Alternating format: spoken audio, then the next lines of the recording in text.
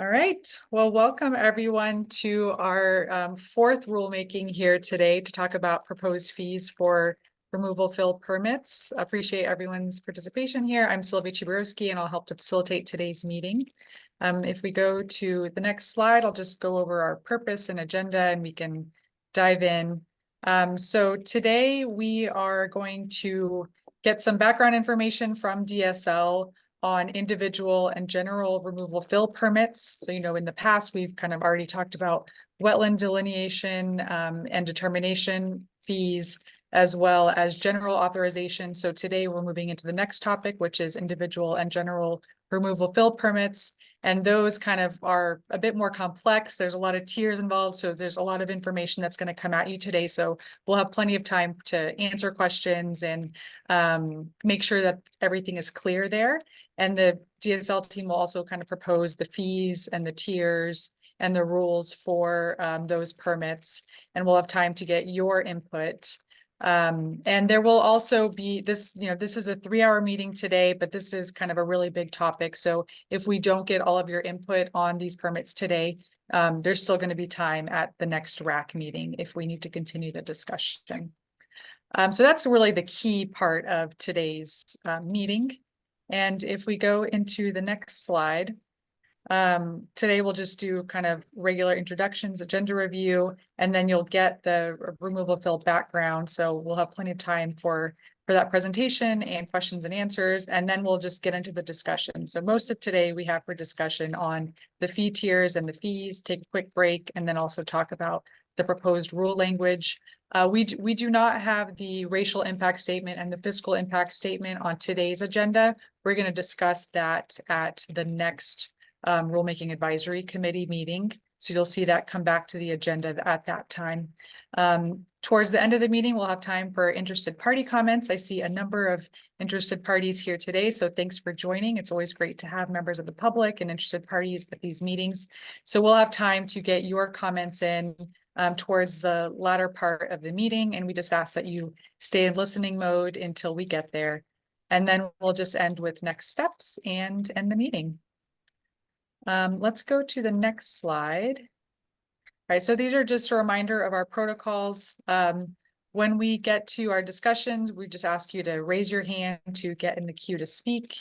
And you can do that by finding the reactions button at the bottom of the Zoom platform. And then there's a raise hand button there. If you're by phone only, which I don't think anyone is, you press *9 to kind of raise your hand to get in the queue, and you might need to press *6 to unmute yourself.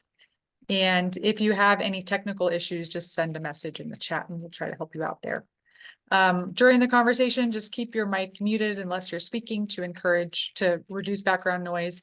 And we always love it when people turn on their video, especially when kind of engaging in conversation so that we can see each other.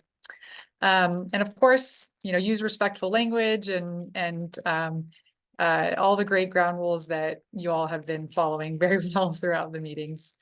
And I said before that interested parties will be provided time at the end of the meeting to make comments. So we look forward to hearing from you at that time. If we take the slides down for just a second here, I just wanted to give Samantha Bayer a chance to say hello. We have been having some background conversation on the representative from Oregon Home Builders. We've had Natalie here at past meetings, and Natalie is here too. Thanks for joining, Natalie, and Eric Olson as well. And I think you all have settled on Samantha Bayer being the official RAC representative from the Oregon Home Builders. So just wanted Samantha to get a chance to say hello. I think you did introduce yourself before, but just if you wanted to say hello to folks here. Yeah, thank you. Everyone, I'm Samantha Bayer. I am of counsel for the Oregon Home Builders Association.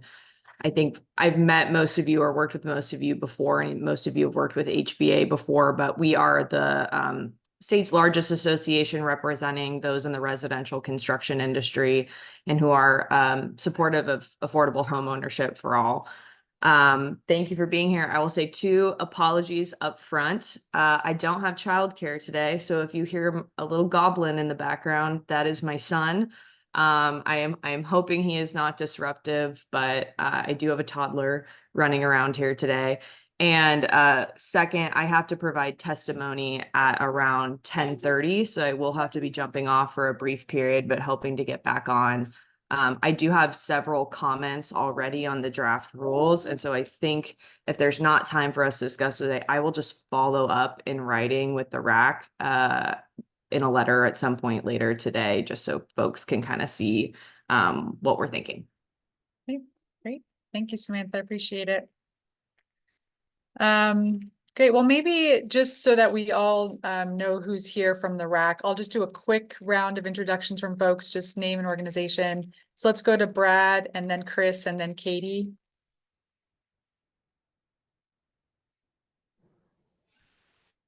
Good morning, everybody. My name is Brad Livingston. I'm the statewide wetlands program lead with the Oregon Department of Transportation. Good morning, everyone. I'm Chris Gannon. I'm the Crooked River Watershed Council Director. In this context, really trying to represent watershed councils across Oregon. Thank you.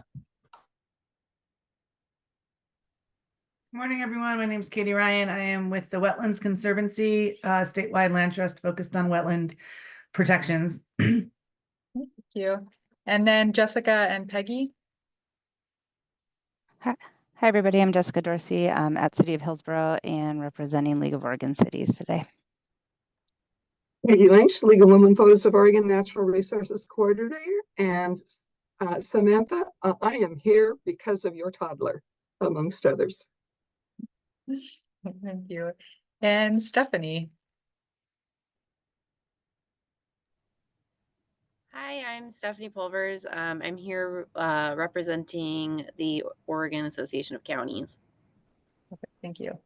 All right. And Natalie, I see you're here, so thank you for joining. And I think if we'll have you as an interested party for this meeting. So if you have any comments, we look forward to hearing from you towards the second half of the meeting. But thanks so much for your participation that you've had so far.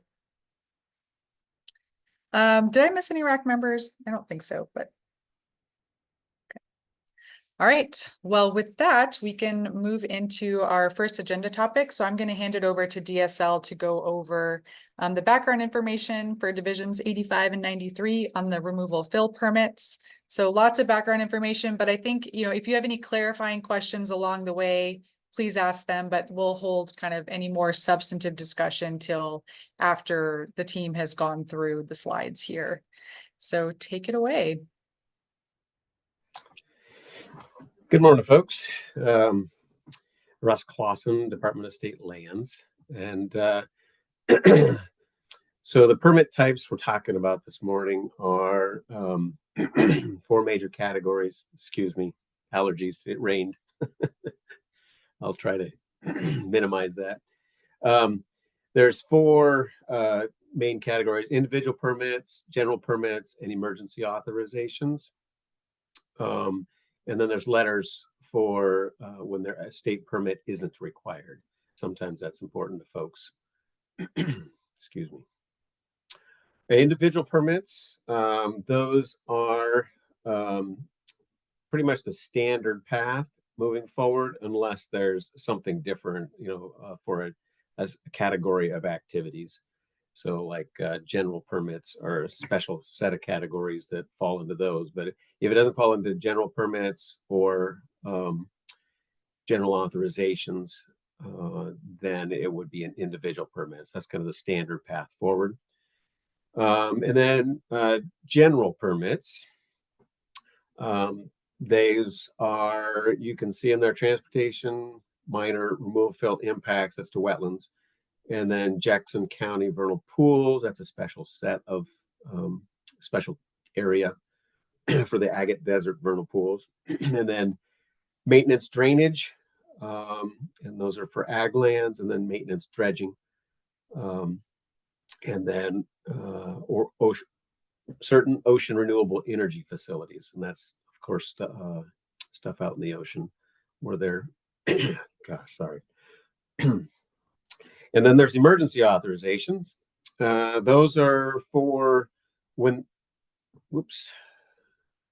Those are for when there are direct threats to substantial property and there's not time to get another form of permit. And it allows the minimum necessary to alleviate the immediate threat. So that's the purpose of those. And then the no state permits, that's what they're called in rule. So it's kind of an awkward title, but it's just a letter from the department.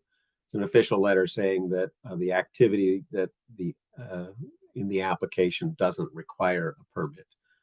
And that's important for folks sometimes through the county processes or other processes.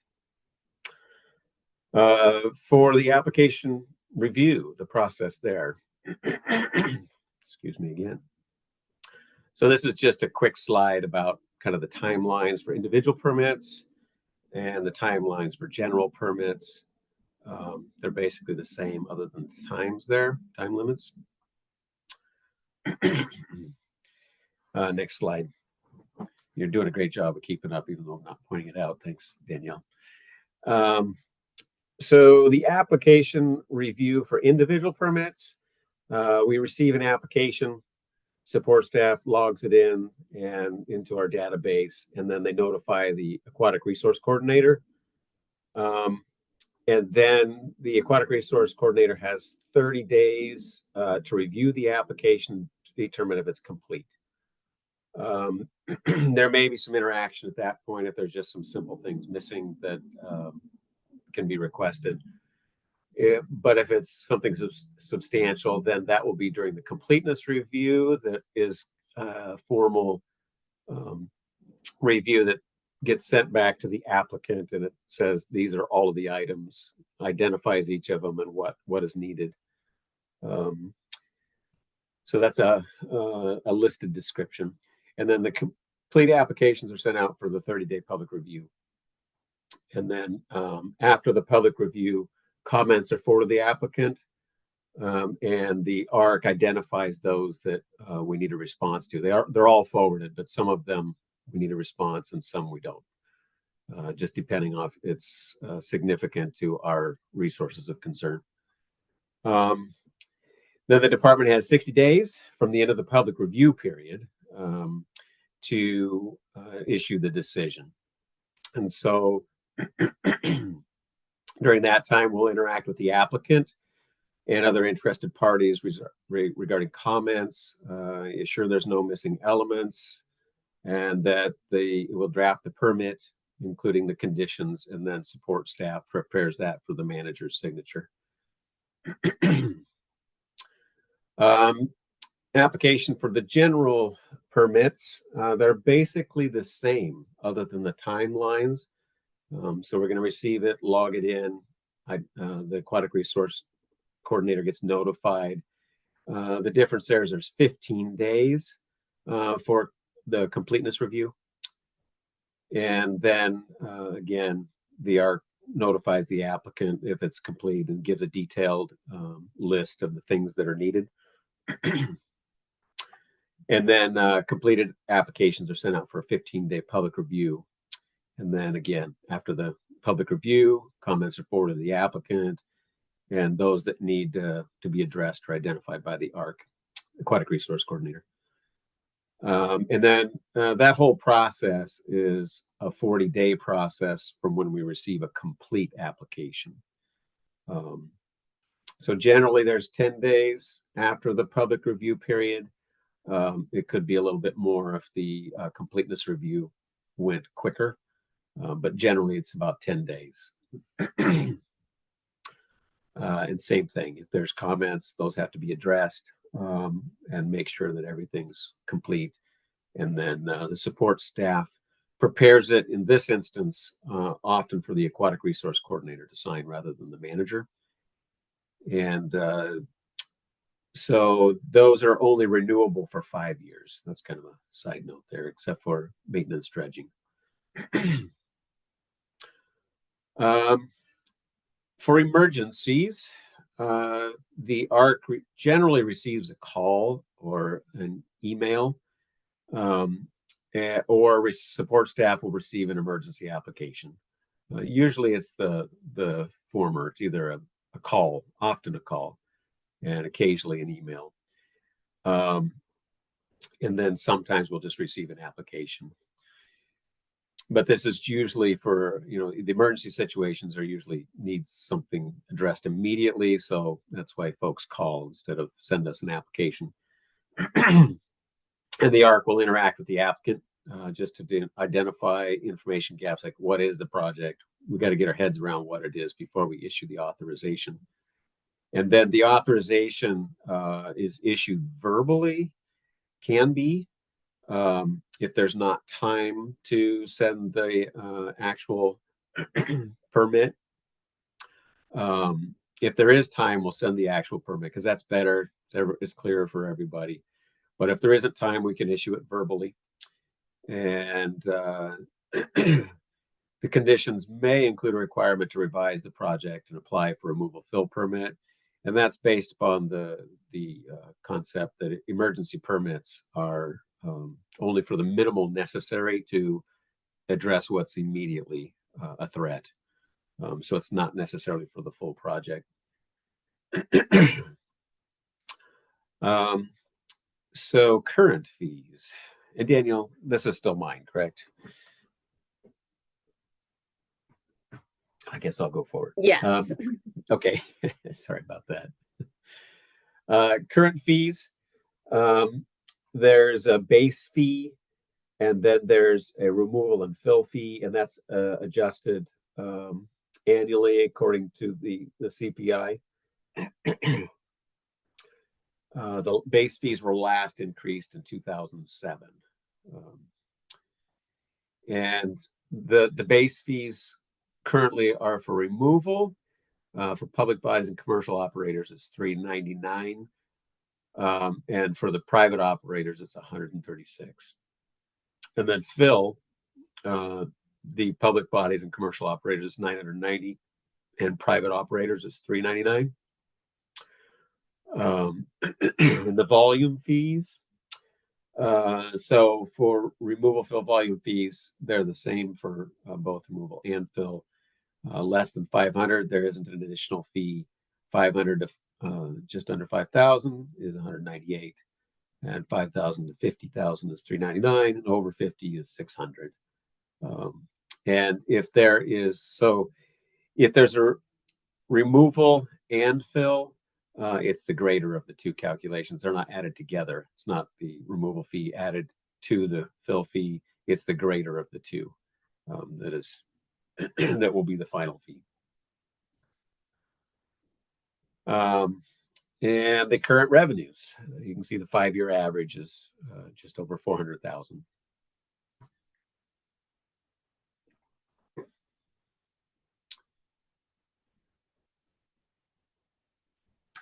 Okay. All right, I'm Dana Hicks. I'm Planning and Policy Manager with DSL, and I'm going to go through how we determined tiers and fees.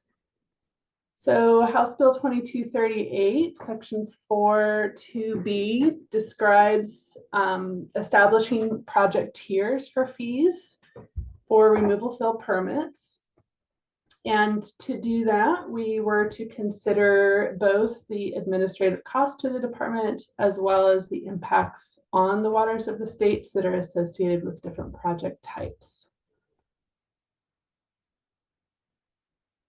So the way we determined how we would outline tiers to meet that statutory requirement was to work with our aquatic resource coordinators, who are the ones that are doing the permit review work, and have them describe what elements of different permit applications that they see create more complexity and add to their review time.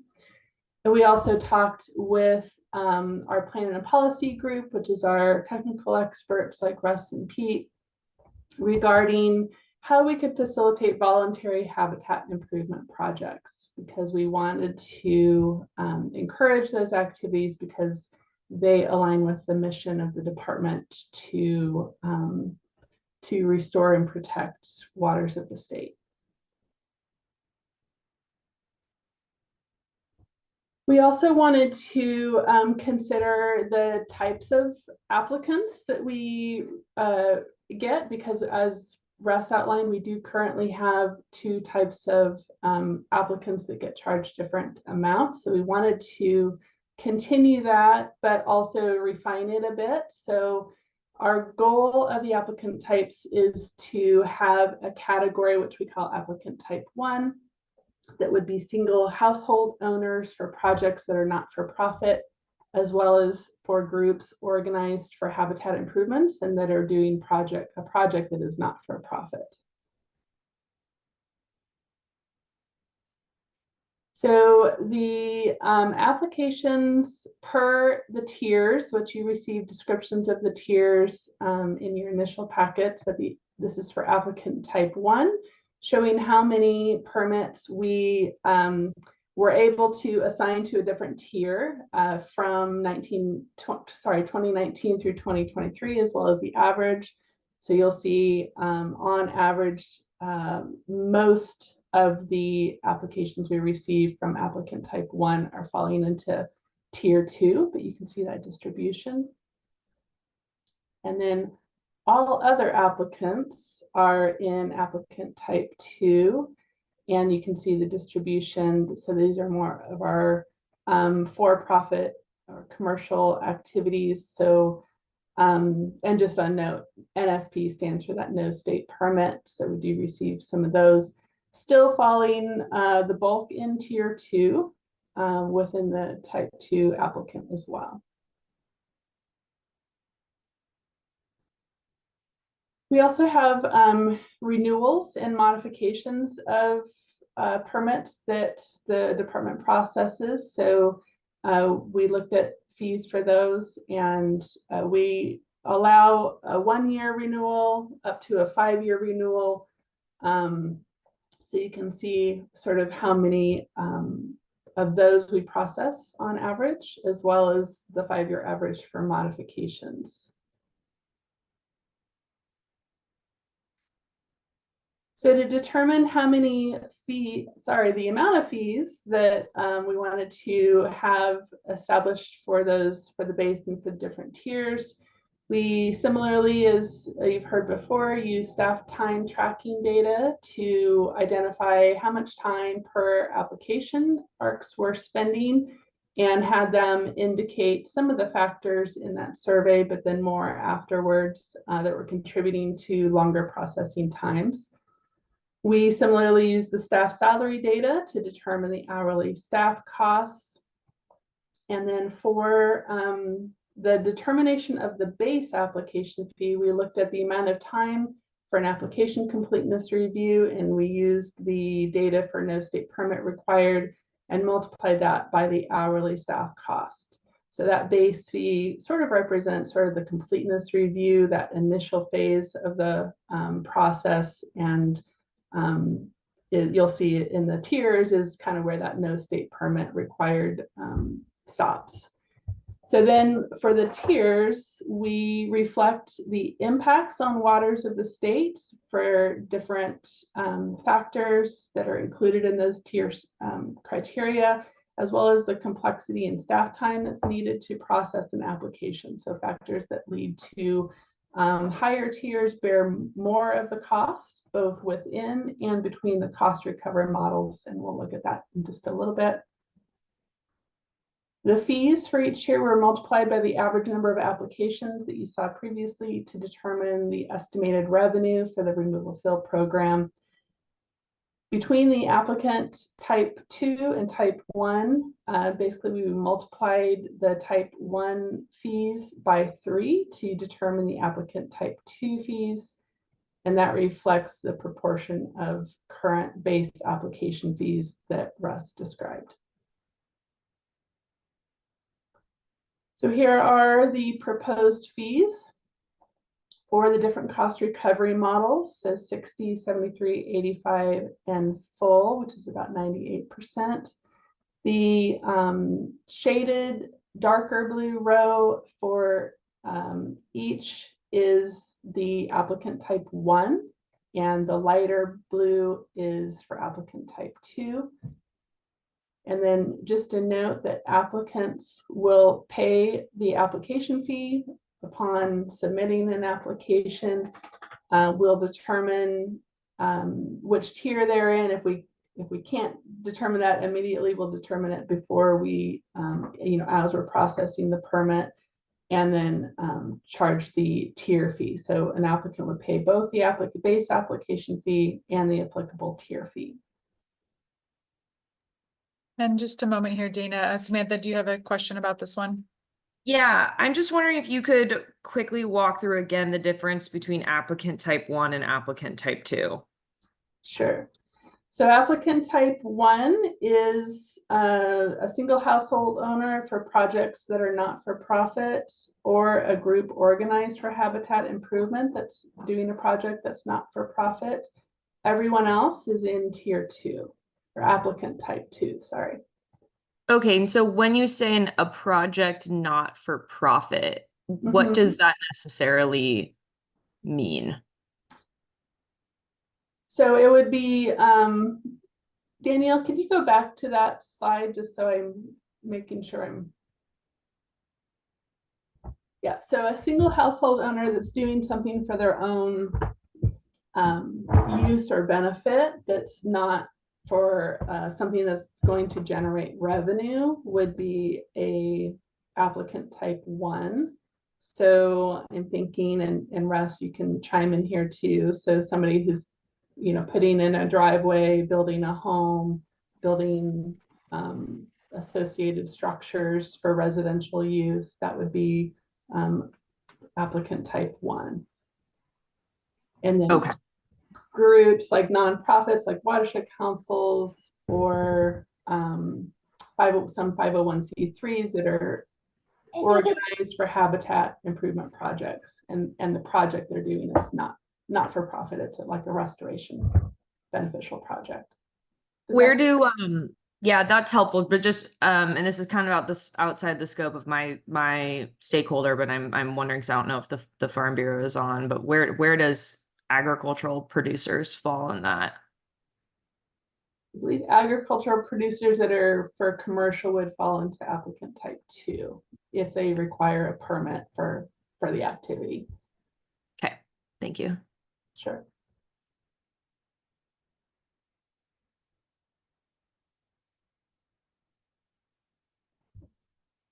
And then I see another hand up, I think. Oh, thank you. Stephanie, go ahead. Hi, yeah. On that note, what about like municipalities that are just maintaining existing structures or replacing failing structures? Do they not fall into that tier type 1? They would fall into a tier type 2 as it's defined here. If it's not an exempt activity, then they would be applicant type 2. Okay. Maintenance is often an exempt activity of existing infrastructure, but Yeah, until it gets to be really heavy maintenance. Yeah. Thanks for going back, Danielle. If you want to catch us up to where we were. Thanks for the questions. And one more. Okay, so the estimated revenue is based on proposed fees for both Division 85 and 93, contributing to the overall program cost, and the fees for these types of permits represent 78 to 79% of the total program cost recovery at each level. So we've tried to have the permits have more of the burden of the cost recovery compared to wetland delineations and on-site determinations or general authorizations.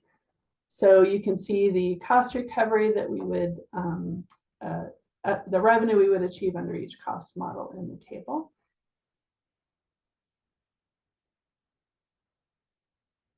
Go ahead. So in the past, you've asked to see what the cost increase is. Just a second, Dana. Oh, Chris, sure. do you have a question about the previous slide? Yes, ma'am. If I could go back just one, Dana, I'm sorry. No problem. I struggle a little bit to understand the last comment on this particular slide when it talks about these revenues represent 78 to 79%. I guess I had the same struggle in the previous conversation when we were talking about wetland delineations, but can you help me understand how, say, 85% recovery, that column is also 78 to 79 when you compare it to the other columns, because the numbers are all different. So I'm just struggling a little bit to understand how the math works. Apologize. Sure. No problem. And I think we are going to provide what we've sort of been promising about showing how the different activities that we've been talking about contribute overall to the cost recovery. So Danielle's got that on the sheet here on the screen. So you can see that it's fairly consistent between each cost recovery model, what the different program areas are recovering in terms of the overall program costs. So the wetland determinations and on-site determinations are about 19 to 20% for each cost recovery model. The general authorizations are 2%, and then the individual and general permits and emergency authorizations are 78 to 79% of each cost recovery model. So this kind of helps, Dana, but I guess, is it fair for me to assume then that each one of these, say 60% compared to 85% cost recovery, the 78 or 79% still holds true because you're basically processing fewer permits across those two different cost recovery models? No, actually what it means is we would recover 60% of the cost of our program, our removal fill program, through application fees. The remaining 40% would have to be funded through other means. Same for the 73, the balance is we'd have to find other sources to pay for that. Right now, we've shared, only 28%, 26%, Danielle? 20%. 20%, even lower, is, being recovered by fees. This would bring it up to these cost recovery percentages. If it's not the full cost recovery, we would have to determine where that money is, the balance of the funds is going to come from to support the program. Whether Right. that would be common school fund, whether we would go to the legislature and ask for general fund. I don't know of any other options, but those are the two that have been discussed. Okay, thank you. I'll continue to think about how these numbers can make more sense to me, but thank you very much. Sure. Thank you, Chris. And we do want it to make sense, so please do continue asking so that it can make sense to you. And I see a couple more hands up. Go ahead, Peggy. Good morning. So perhaps part of the difference between the cost recovery and the 78 or 79 is the question that I was going to ask. I'm assuming that applicants can ask for a pre-application conference, in which case they aren't paying any fees yet because they're asking to talk to you about what should I apply for or how I can apply. And that's sort of a general cost that is absorbed by the program, separate from the paying for the permits themselves.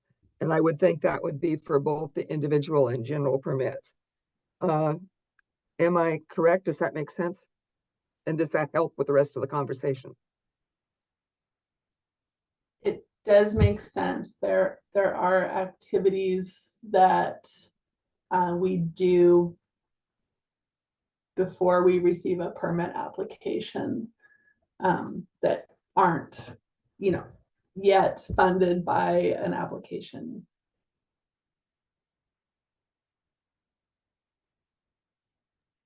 Did that answer the question, Peggy? Yes. So I think that's what I'm trying to get at, is that you still say that it's 78 or 79% of the program, even though you're talking about the cost recovery being 60, 70 or 80 or whatever, because there is a part of the program that is absorbed because the program exists. and that there needs to be conversations and staff people who can answer those questions, irrespective of whether or not you actually finally put in an application and do a permit. And it's all related to being waters of the state. Thanks. Yeah, I would consider this sort of a proportion. So of the 1.9, I'm looking at the 60% recovery model for 1.9 million. Of that, 19% of that is proposed to be covered by the wetland delineation and determination, 2% by the general authorization, and 79% of that from the permits. So those should add to 100%, but it's still only 60% of the overall program cost. And Danielle, if I could explain that in a different way, or Russ or Pete, help me out. But it is just a proportion of whatever the cost recovery model is. Yes, that's correct. It's a proportion. So it's like Dana was saying, of that 1.9 million, 79% of that comes from the removal fill permits, and then only 2% from general authorizations and 19% from the wetland delineations and determinations. But that 1.9 million, when added into the revenues, the 5-year average revenues, covers 60% of the total expenditures for the program. So if the program, let's just hypothetically say it cost $100, then $60 of that would be covered with the 60% cost recovery model. Correct. And $19 would come from wetland delineations, $2 would come from general authorizations, and $79 would come from permitting. So that's only if we're covering $60 of that $100. Correct. Great. And Chris, I see in the chat that helped explain it to you. So thank you, team, for taking some time there. Yes, I would confirm. This helps a ton. Thank you very much. Okay, and Samantha, I see your hand up. Yeah, so I know I missed a couple meetings, but so what I am hearing is that this new model could cover upwards of 60% to a full cost recovery. But I'm also hearing if depending on, whatever model's chosen, there could be other monies that need to be collected elsewhere, for example, general fund or common school fund. I thought already those costs were shared with the common school fund, and the purpose of this was to have more of a balance and less of a burden on the common school fund, but still that the common school fund would be utilized to do cost recovery. Am I incorrect on that, or have we shifted to a place where we're trying to have this common school fund pay for none of this? Samantha, I think there is some interest from some parties not to have the removal fill program subsidized by the common school fund, because that means less money is being distributed to the school districts across the state. We were asked to consider full cost recovery in the statutory language. We're showing the RAC different cost recovery models because, as we'll see in a minute, that would mean, quite higher fees compared to what we've been charging for fees. Okay, that is helpful context. I think I will save my comments on that for when we get to the next slide. Perfect. And Samantha, I'll also add, part of this RAC's charge is to provide a recommendation on which cost recovery model makes the most sense, be it the 60, 73, 85, or full cost recovery. And that's a conversation that the RAC has had a little bit of input on over the past few meetings. And we are kind of wanting to have that conversation and your comments on the cost recovery model at either the next RAC meeting, or the one after that, depending on how far we get, when you've been able to have a chance to look at all of the different permit types. So kind of that big conversation on which cost recovery model makes sense is coming. So just want to let you know that you definitely have opportunity to provide your input on it. And Peggy, go ahead. Thank you. So I want to Samantha's comments were important because I think it's two separate discussions, and I'm not sure. I'd be interested to know if the RAC actually is responsible for this part. One part is figuring out the cost recovery and which model is the one that we would like to recommend. Separate from that is a conversation that the legislature or the state land board or somebody is going to have around where the extra money comes from, whether it comes from the general fund or the common school fund. And currently it is the common school fund because these are waters of the state. But I just want to, and I guess part of my comment is also a question. Are we responsible for that second decision, discussion, or recommendation, or only the cost recovery permit side of things? Thanks. Thanks for the question, Peggy. So I do think the RAC job is to recommend the cost recovery model. I think we'd be interested to hear if there are comments around where the balance should come from and what actions perhaps the state land board should pursue. However, the state land board will consider what the recommendation is for the cost recovery model and then decide how to proceed with that. So we welcome the comments, but that's not necessarily a recommendation we're going to ask the RAC to provide. Thank you. I think that's really important to make sure that, and because I don't think the school people are here today, but it is really important to understand there's a difference in that conversation. One is who pays for the permits and what kind of cost recovery. And then the second half is which funds pay for the other half or the other whatever percentage. Thank you very much. Yeah, thank you, Peggy. That's really helpful to clarify. I think if there are no other questions here, maybe we'll go back to the slides.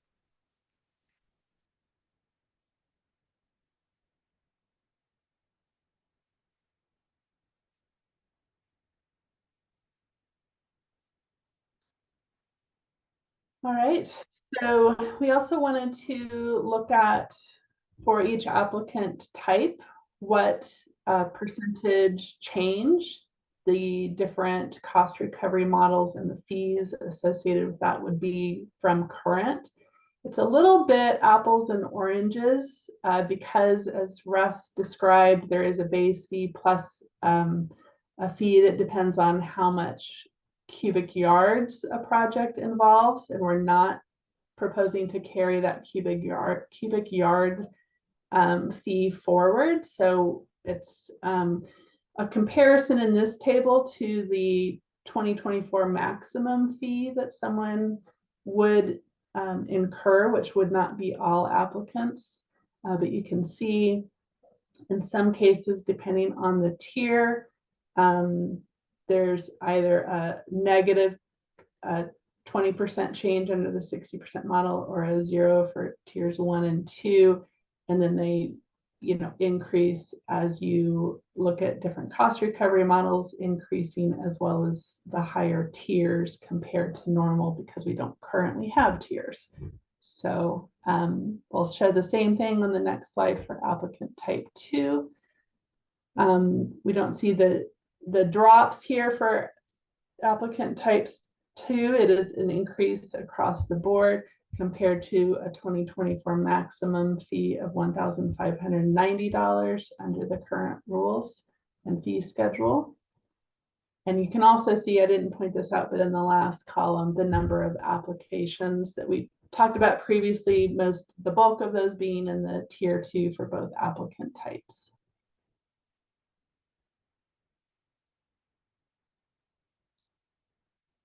All right, next slide, and then we can come back there if you have questions.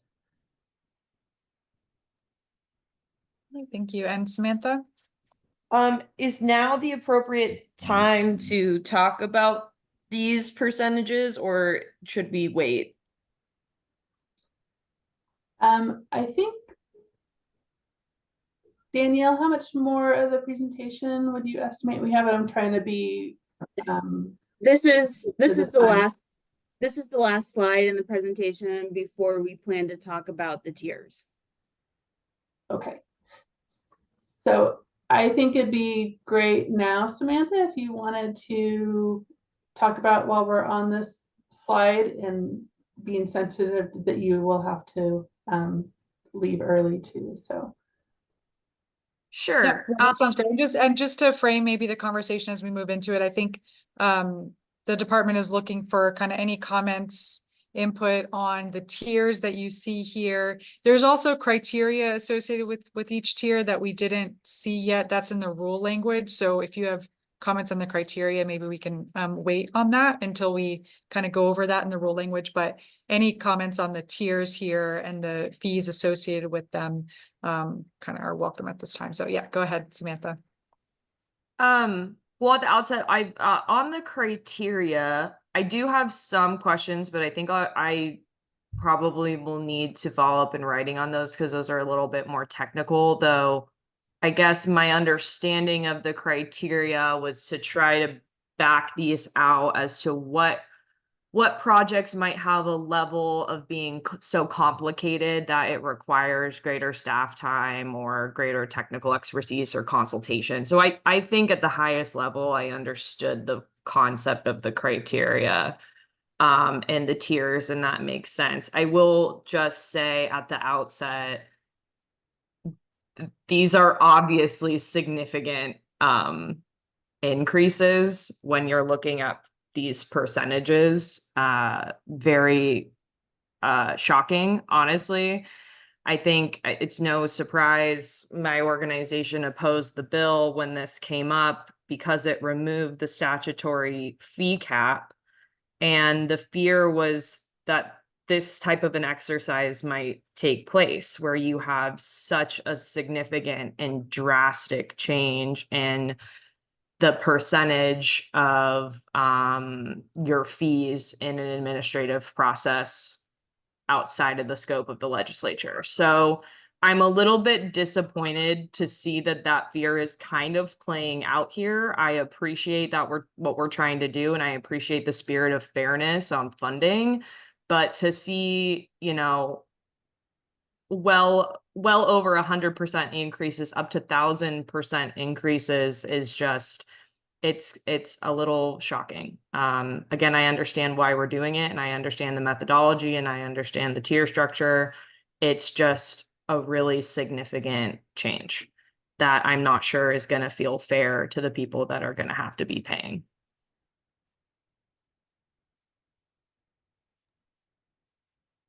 Yeah, that's helpful. Thanks, Samantha. And Samantha, maybe do you have any other suggestions for what would look more reasonable to you, or kind of rationale for a different kind of fee for some of these tiers?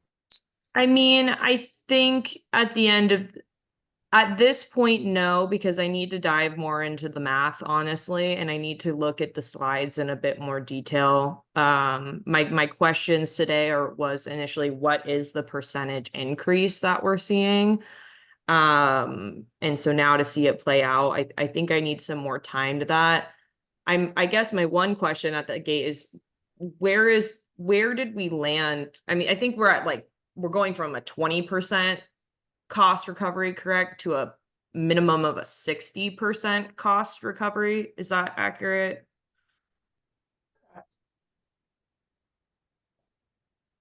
It sounds like Dana said correct.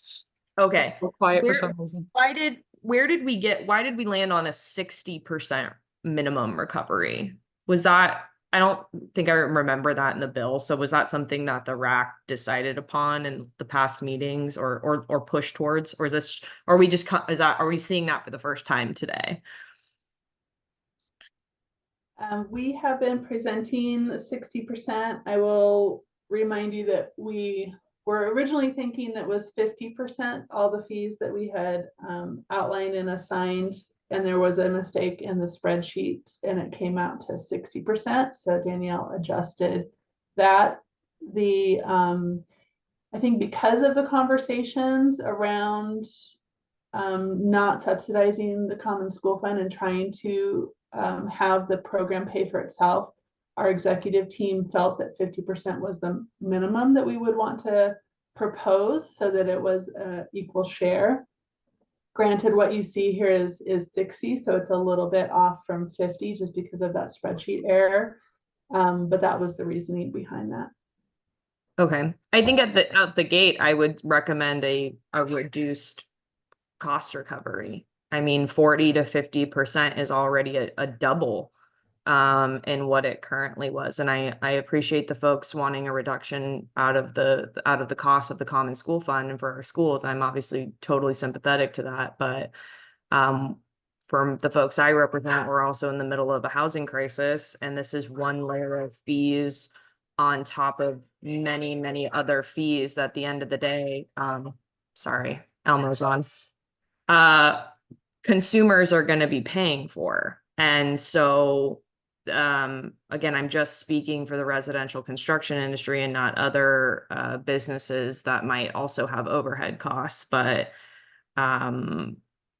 while we might be reducing the burden on the common school fund, we're going to be increasing a burden on housing affordability. So it's just, I totally appreciate it.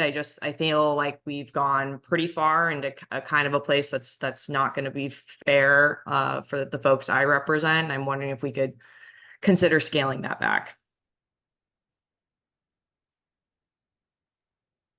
Okay, thanks, Samantha. And Peggy? Oops, sorry. So I hear you, Samantha, and it's certainly why I am not interested in moving way far to the 100% numbers. And whether it's 50% or 60%, that's close to the kind of thing we do with DEQ and WRD with their permits, and you do know about that. So we need to start, and I certainly don't want to move, if we talk about moving forward every 2 years to do in incremental increases, I want to make sure for the same reason that that's that we pay attention to that. It is a multiple responsibility related to this issue. Thank you. Thanks, Peggy. And I also saw in the chat, there was a question from Jessica. Oh, did you already? Maybe Jessica, do you have more questions on the current fees? No, that was it. Thank you. Right. And I hear people getting into the conversation on the cost recovery percentage that makes sense. And I wonder if there are also any comments on, you know, the different tiers and the fees at the different tiers and how those are distributed. You know, any changes you would suggest, any input or concerns there. And I don't know if it makes the most sense to look at this chart while we're talking about this, or maybe the actual fees chart might be a little bit easier to look at. Danielle.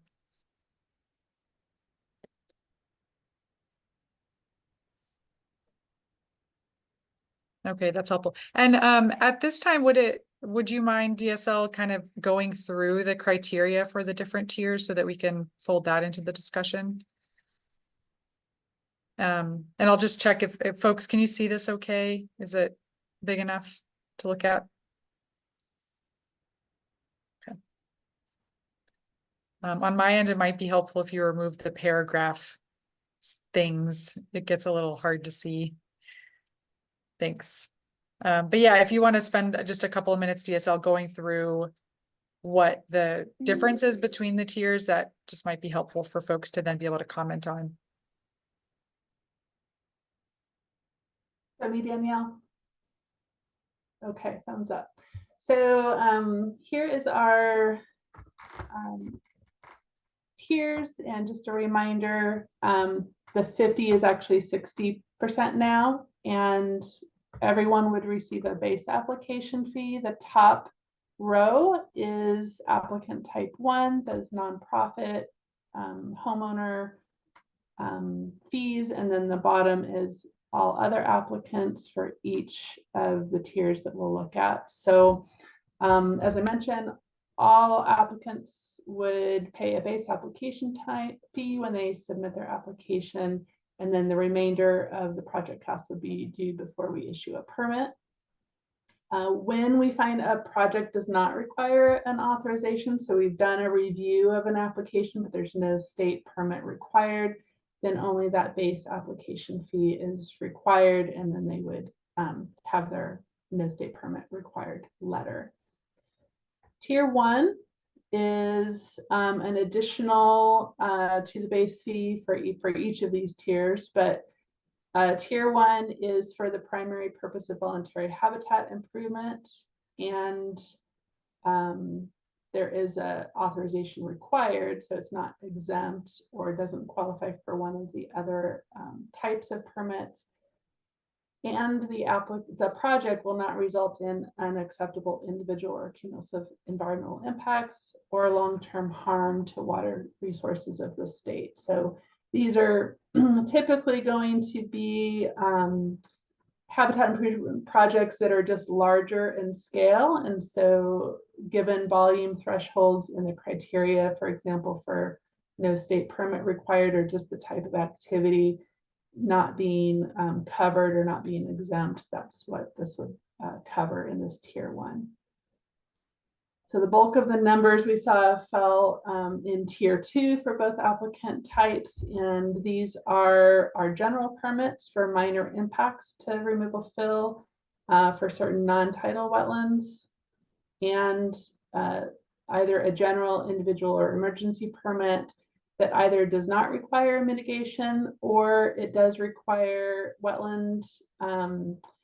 It does have wetland impacts less than 0.2, and compensatory mitigation is provided by buying credits or making a payment for credits from a mitigation bank or an in lieu fee program or the state's payment in lieu program. So it's basically writing a check. There's no additional separate mitigation site that the permittee is going to be responsible for. To be in Tier 2, the project should not be occurring in an estuary, essential salmon habitat, or state scenic waterway, and it doesn't have temporary or permanent impacts to aquatic resources of special concern. These are our sort of special types of habitat that are more sensitive, and so that's why you see that language there. For Tier 3, you could scroll, there we go, perfect. It would be a general, individual, or emergency permit that does require compensatory mitigation, but doesn't meet the criterion that I just spoke about in Tier 2, or it has permanent impacts that are between 0.21 acres but less than 2 acres of wetland, but does not have permanent impact to other types of aquatic resources, except we would exclude jurisdictional ditches, or the permit needs more than one function assessment that would need to be reviewed. 4, this is a longer one. These get a little bit longer.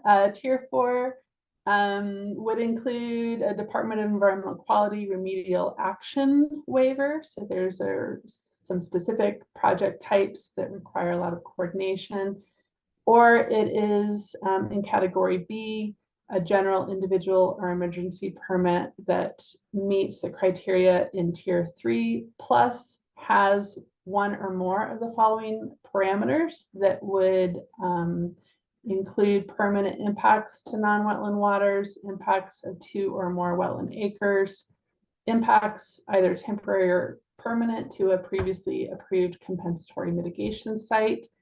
A project site involves an enforcement. The project involves multiple phases that would need to be considered in the permit review. It occurs in the Pacific Ocean, or called the Territorial Sea. It would require a minor exception to the Lower Willamette River Management Plan that's not pre-approved by our director. The application, just the required information from DSL, is 150 or more pages. Substantive comments are received requesting denial or design modification and results in a design modification from the permittee. Requires more than one public review. Takes more than 12 months to issue due to resolution of project elements or requests for extension, or requires formal coordination with other local or state entities, tribal governments, the federal government, and or other interested parties, stakeholders such as multiple communications, meetings, or formal consultation. Or it requires more than one site visit or coordination meeting with the applicant, either pre or post application submittal, or will include an adaptive management plan. And then tier 5 would be our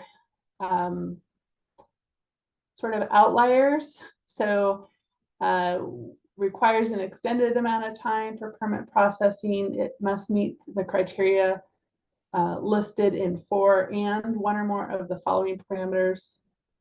So additionally to all those criteria in 4 or some of those, it would require more than one public meeting.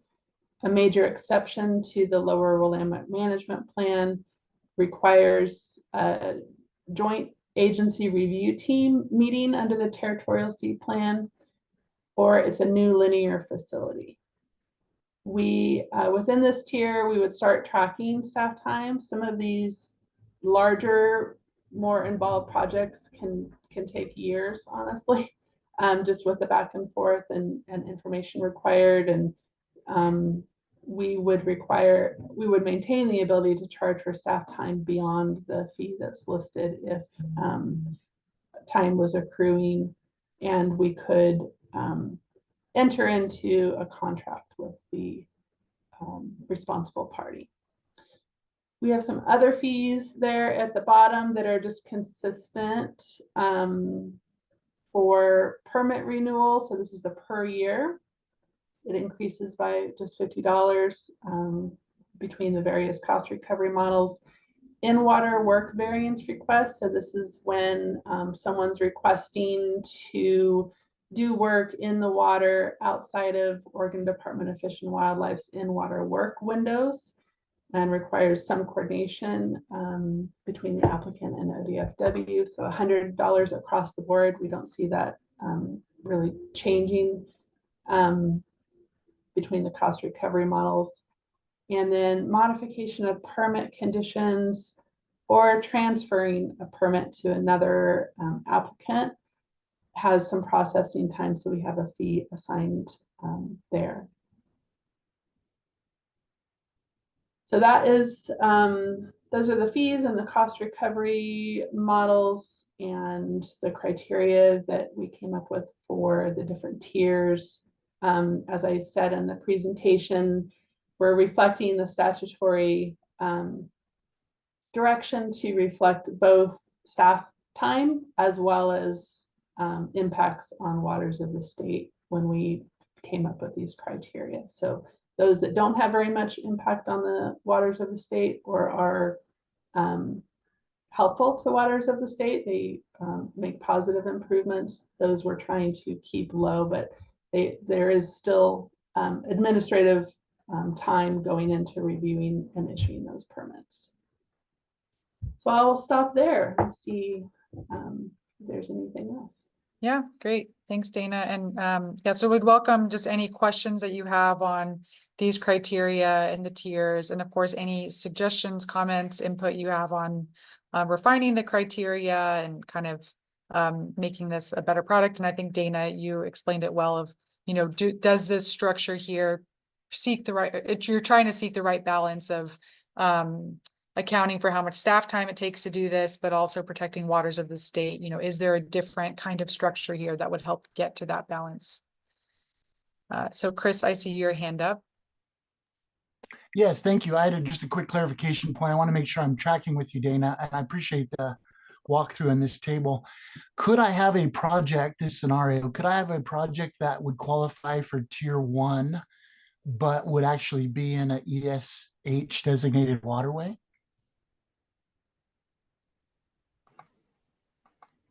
Under tier 1, yes.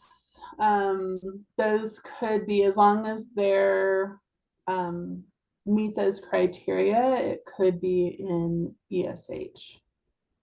Okay, and then maybe a follow-up question at the other end of the tiers, tier 5. I think you showed a table earlier that seemed to suggest tier 5 projects are fairly rare. You don't have a lot of applicants in that particular tier. Could you just take a second or two and describe an example of a kind of project that you're familiar with that would fall clearly into tier 5, just so I get a sense of kind of those types of projects? Sure. Russ, I'm going to turn. Yeah, I can throw some out there. Like B2H. I don't know if anybody's familiar with that, but it's a very long pipeline project. So it's a linear project that covers quite a few miles. Wave Energy, Jordan Cove. I don't know if you remember that at all, down in Coos Bay. It was a very big project. Again, had a lot of input from folks. There was a lot of input from folks. And then Next Renewable, that was another one I could think of. I think it had like over 100 acres of wetland impact. There was over 200 comments back and forth. Took a lot of interaction, a lot of meetings, and a lot of time to process.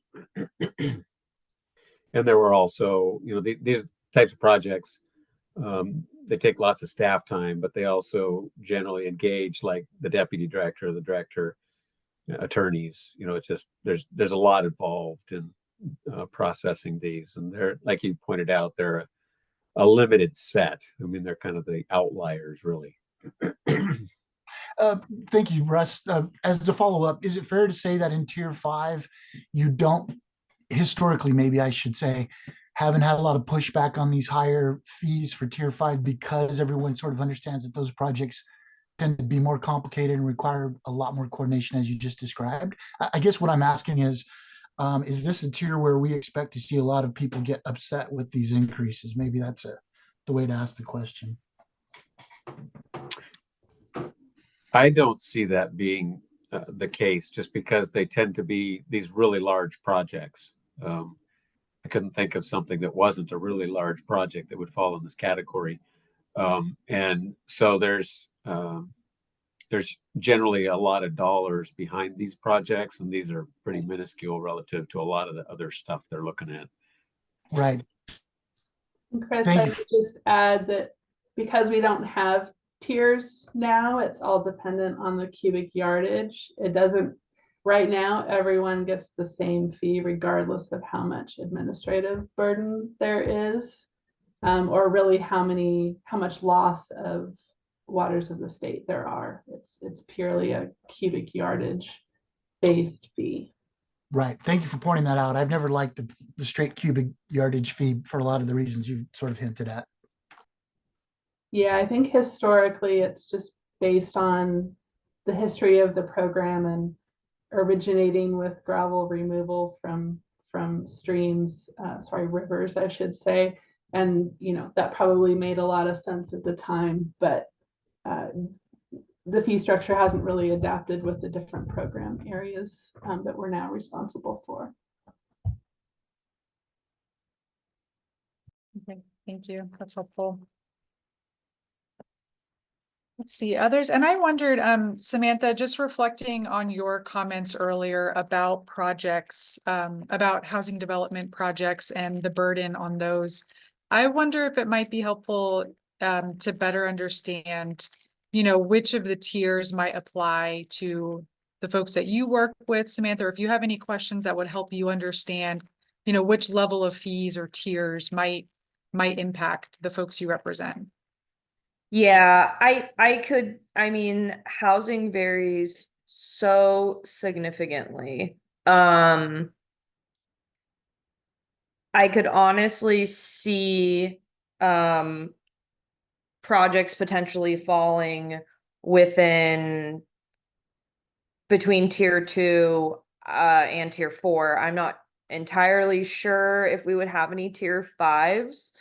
I'm gonna need to go back to my folks on that, but that's one of the challenges of building housing in general is it's extremely site specific. And your costs are going to be site specific. And so it's hard to just give a blanket number. And then also too, I guess going between whether you're a type 1 applicant or a type 2 applicant, I mean, you can be a custom home builder for an individual property owner who is building a single home for their own residential use, or you could be a large scale, developer or a home builder building out a full, subdivision. So it's intersectional at best. But I think what I'm going to need to do is take this back to my folks and try to get an understanding of which tier they might generally be in. When I kind of looked through them, it looks like I think a lot of them will fall into tier 3 and tier 4 with a potential of falling into tier 2. That's the way it looked to me. Yeah, that was my initial reaction as well.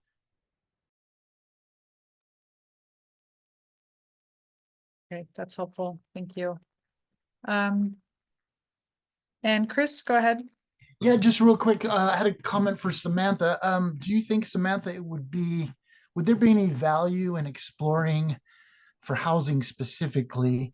Would there be any value in exploring sort of, I guess, ranges of density? I'm thinking. So for example, you laid out 2 really good examples in terms of the types of housing we're considering. A single residence, primary use. I don't think that should be nearly the cost of a subdivision for permits. So I guess I'm just wondering, is that something that you guys in the housing sector might be interested in exploring, some way to kind of range those costs over maybe densities or housing units or something like that, knowing that bigger developers can probably afford a little bit of a higher permit fee versus a single landowner, single homeowner? I mean, potentially, yeah. I think I understand and I agree with the overall premise that the complexity of the project should probably correlate with tier.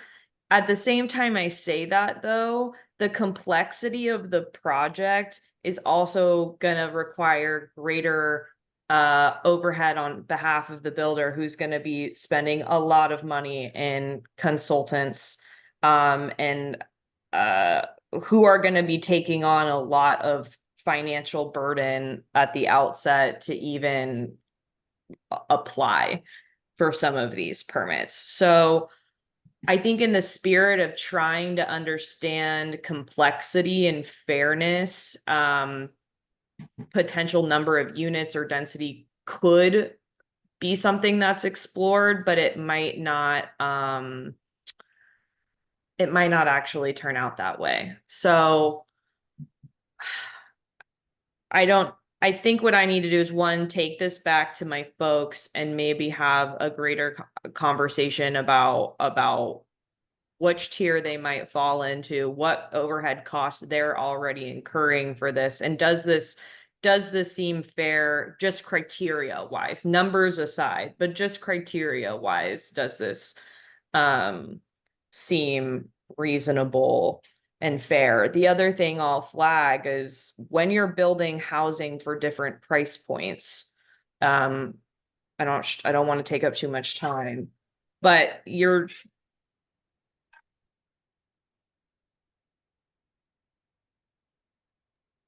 you wouldn't mind giving me 5 minutes and letting me come back to this problem. point.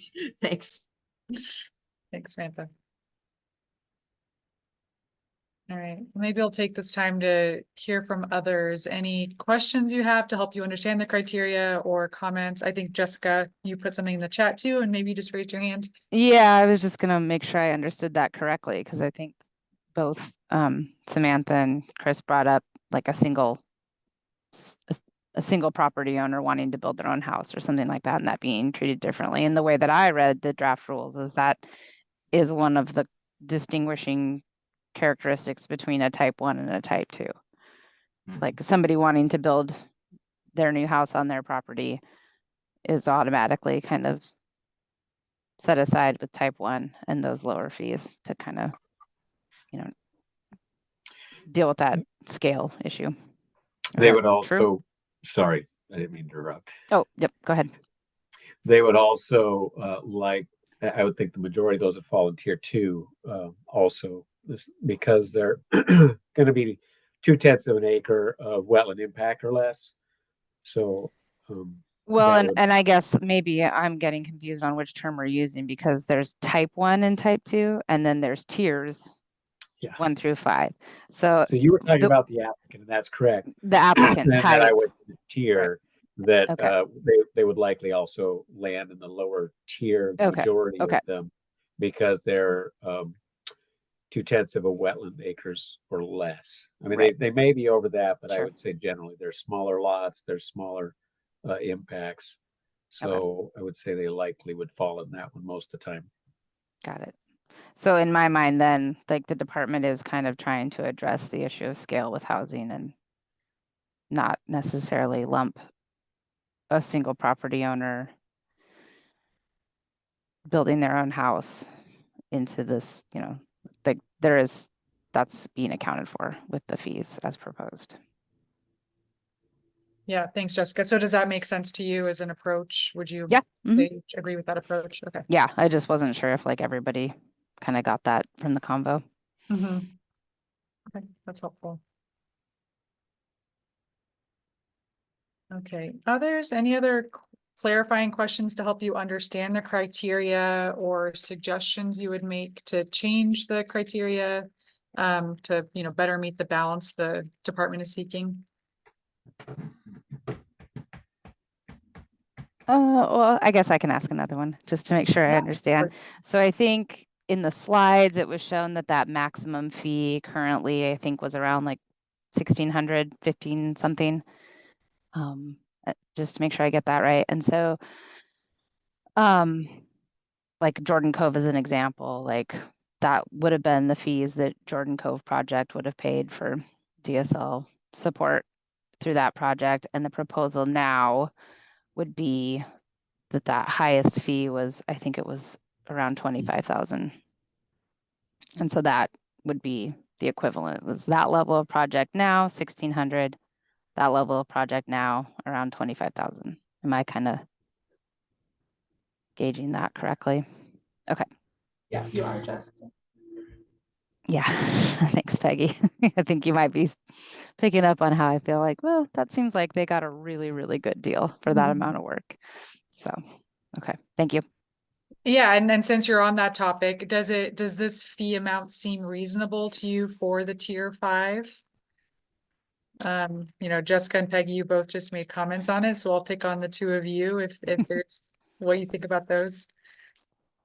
Well, me speaking as just Jessica Dorsey and not necessarily on behalf of League of Cities. Yeah, I mean, I've paid around $20,000 to DEQ for just an air quality permit for one generator. So probably DSL support for that whole project for 25 grand is fairly reasonable in my personal experiences. I thought that we were also going to add, if it really costs more, as in more time or whatever, that there would be an additional per hour cost or whatever. And I don't see that here now. I think, yeah, the footnote might capture it.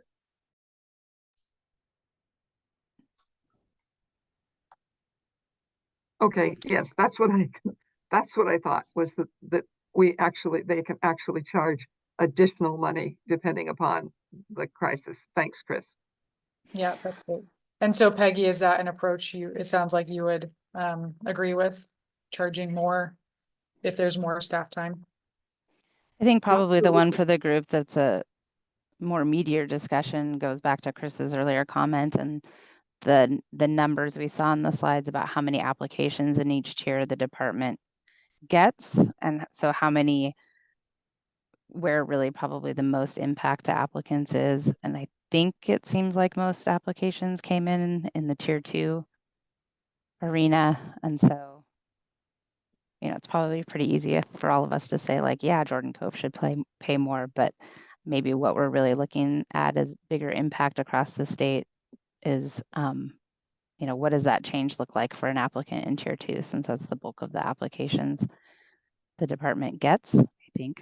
And so they were looking at something like that 1,600 still is the maximum they'd pay, and now it would be 3,500. And is that a fee increase that folks feel is reasonable? Because I do think talking about the real numbers for fees is important. It is very alarming to see rate increases of, you know, 2,000% or whatever it is, but a little bit different context to look at the actual dollars amount. Yeah, that's in helpful, my Jessica. mind. And maybe it would be helpful to go back to that chart. Danielle, sorry to have you keep going back and forth, but the slide that shows the percentages increase for each of the tiers. I think Jessica was pointing out that most applications come into tier 2. So maybe just seeing that again would be helpful for this group. There we go. I'm going to leap in really quickly and say, but Jordan Cove costs DSL a huge amount. So even though it was only one application and there were only 4 or 5 or whatever that would fit into tier 5, it was a huge impact to the agency. Otherwise, I certainly agree with Jessica that we really need to be looking at what it's going to cost for the tiers 2, 3, and 4. That's helpful. Thanks, Peggy. Yeah, and Samantha? Thank you all for your patience with me today. I think the point I wanted to just make quickly on housing, and I think this is just going to require some homework on my end and some greater conversation, but I think I appreciate looking at the hard numbers. I agree. I think when you're looking at the hard numbers instead of the percentages, it makes it a little bit easier to understand what we're talking about here. But secondly, I think for folks to keep in mind is that we can't look at these hard numbers in a vacuum. So while it might be, you know, $15,000 just in a single fee, and you're thinking about, okay, we're talking about a residential project where it's economy to scale that can be spread out. You also have to consider how much staff time the private person, the applicant, has had to spend to get that application ready. I mean, most sophisticated applicants are submitting applications or applying for permits, and this is even outside the scope of DSL in general in a housing project, that are extremely thorough. And because they can't risk delay and they can't risk multiple, you know, getting permits denied, especially when you're building housing that requires any sort of subsidy. The timelines of when you need to do things are very regimented. So in a way, by doing these cost increases, you're not only asking an applicant to pay all of their own staff time, but you're also asking them to pay DSL staff time. And so on the same application and on the same issue. And so that's just the other thing I ask folks to keep in mind of these numbers shouldn't be looked at in just a vacuum when we're considering the ultimate cost to applicants.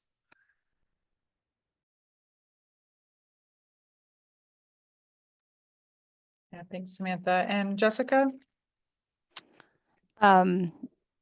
Yeah, Samantha, the first meeting that I attended, I brought that topic up as well because a previous RAC I was on was about the modifications to the wetland delineation reports, which, they were a lot of adjustments made to kind of streamline the review process for DSL staff, but there was definitely architects and folks from the building community that voiced, that those changes would probably incur more costs upfront for them in developing all those reports for their clients, and which are a lot of housing builders as well. So just kind of echoing that I agree with your comment and made the comment similar myself. Great, thank you, Jessica.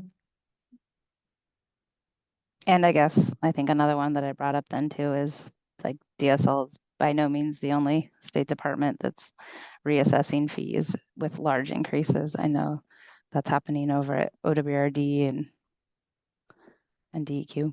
So it does all add up. Yeah, thanks, Jessica and Samantha.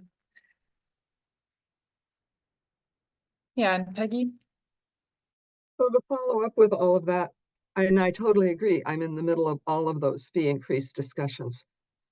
But the truth is somebody has to pay and the work has to be done. So it's a greater conversation beyond this RAC that needs to be had at some point about how do we pay for the services that we really need, that include, in this particular case, protecting the environment related to wetlands. In other cases, it's water quality or quantity and whatever. So just a general comment. Yeah, I want to tack on to what Peggy just said there, because I think that I agree completely that, especially with what she said earlier, these are kind of two separate conversations we have to have. In this RAC, we're kind of looking at the general structure and shifting a structure that was once in place by statute. But then there's the ultimate question of who's the responsible party to pay. And I don't know if it's necessarily appropriate for this RAC to be having the second part of that conversation.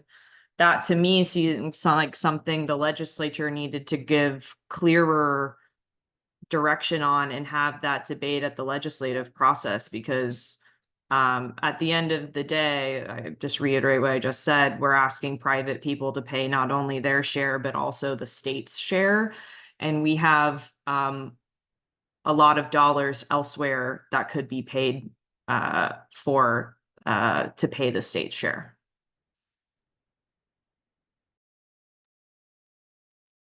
Yeah, thanks. And it did sound before from DSL, Dana, that piece of the conversation on who's paying the balance or kind of responsible party for paying this, is that something that DSL would want to weigh in on here? I heard you say before that maybe that's not a piece of the RAC conversation, or at least not part of the recommendation, but just want to clarify.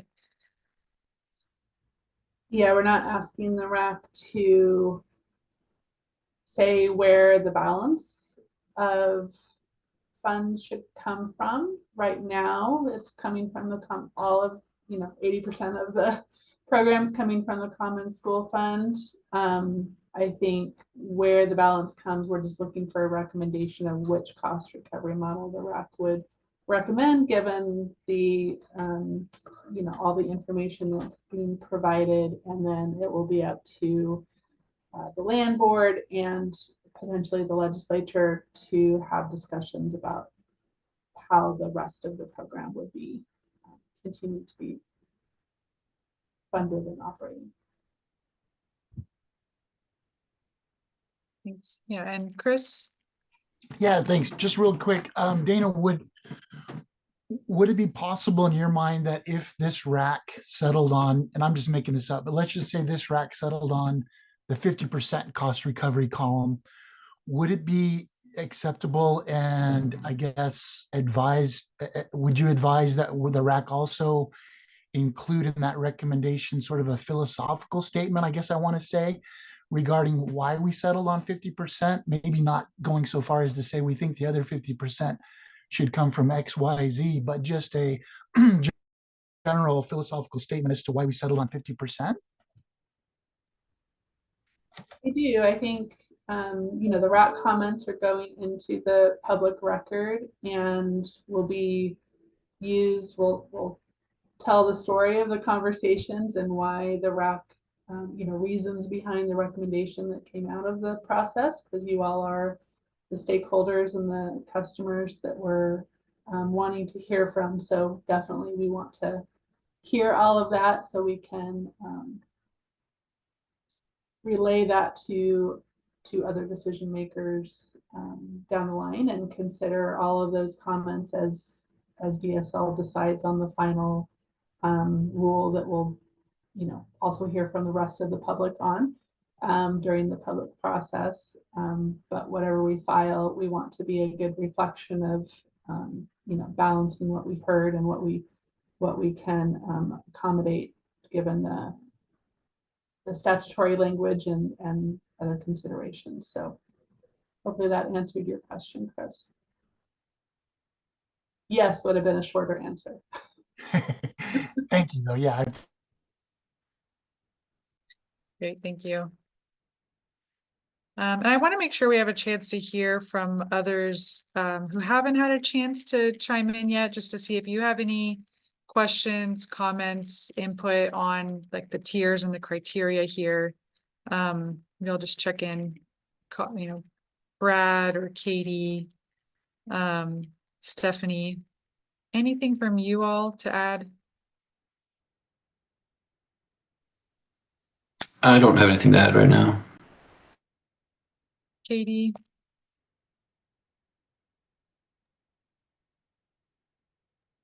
No, I don't have anything to add right now. Thanks. Okay, thanks. I'm just checking in. Maybe Stephanie, anything from you? No, not right now. Okay. Thank you.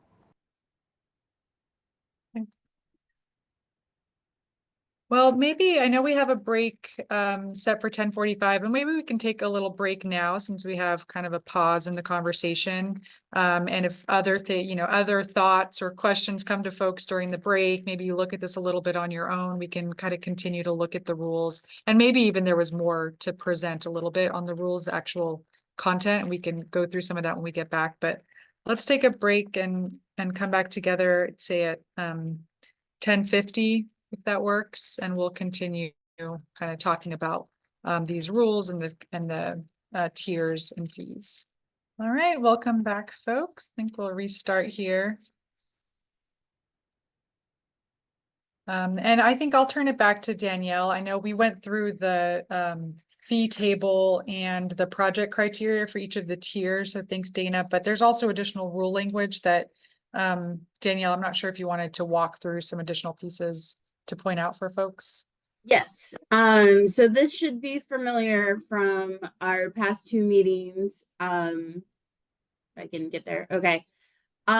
Just a reminder, the draft rule language includes placeholders for the fees. And there's two purposes for that, is that, we're asking for a recommendation of what this first set of fees, that first year fees should be. And then we're proposing an annual increase of 5%. And again, that reflects that annual CPI rate for the past 5 years, which has been about 4.26%. So that was just wanted to run through that as a reminder. That's what all those X's are when it says effective this date, the fee is X. Just we didn't have anything to put there just yet.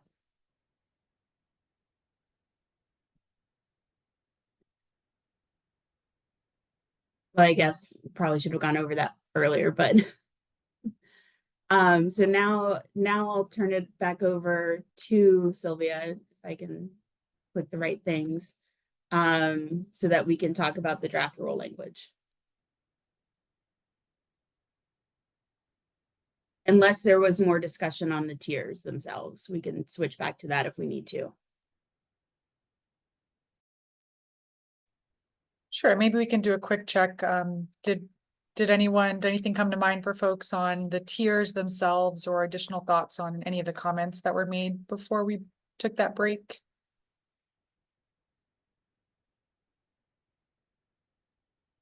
Okay, and we can keep talking about the criteria and the tiers as we move forward. But yeah, Danielle, go ahead.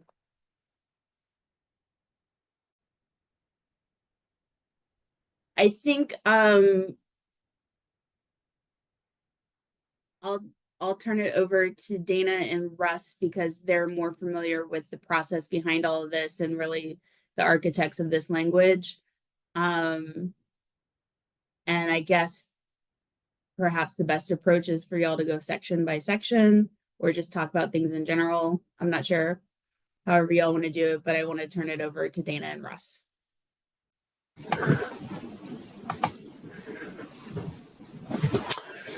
Okay, excuse me again.